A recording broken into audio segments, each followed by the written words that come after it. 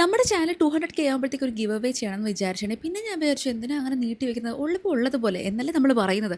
അപ്പോൾ ഉള്ളത് കയ്യോടെ കൊടുത്ത കലാപരിപാടി അങ്ങ് ഉഷാറാക്കുന്നതല്ലേ എൻ്റെ ശരി. എങ്ങനെ ഇതിപ്പോൾ എന്താ സംഭവം, എനിക്ക് വട്ടായിട്ടുണ്ടോ എന്നൊക്കെ നിങ്ങൾ വിചാരിക്കുന്നുണ്ടാവും അല്ലേ. അല്ല കേട്ടോ, എൻ്റെ ഉണ്ടായിരുന്ന പ്രോഡക്റ്റ് ഞാൻ വീണ്ടും റീപർച്ചേസ് ചെയ്തിട്ടോ, വെറുതെ ഒന്നുമല്ല കേട്ടോ, ആ ഒരു ഗിവ് അവേക്ക് തന്നെയാണ്. നേരത്തെ പറഞ്ഞ പോലെ ഇതൊരു കുട്ടി ഗിവ് അവേ മാത്രമാണ്, 200Kയുടെ ഗിവ് അവേ, അത് അങ്ങനെ തന്നെ ഇരിക്കട്ടെ. അപ്പോൾ ഇതൊക്കെയാണ് കേട്ടോ നിങ്ങൾക്ക് ഞാൻ അയച്ചു തരാൻ വേണ്ടിയിട്ടുള്ള പ്രോഡക്റ്റ്. അപ്പോൾ ഇത് വിൻ ചെയ്യാൻ നിങ്ങൾ എന്താ ചെയ്യേണ്ടത് വെച്ചിട്ടുണ്ടെങ്കിൽ ഒന്നും ചെയ്യേണ്ട, കുറച്ച് സ്നേഹം കാണിച്ചാൽ മാത്രം മതി.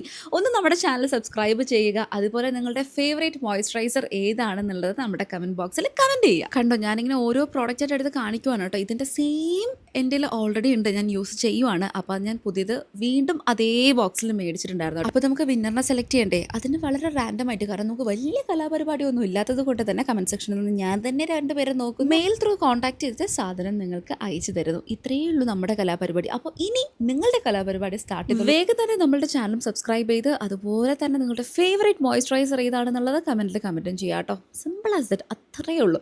അപ്പം ഇന്നത്തെ വീഡിയോ അത്രയേ ഉള്ളൂ. Thanks for watching. Tata, by.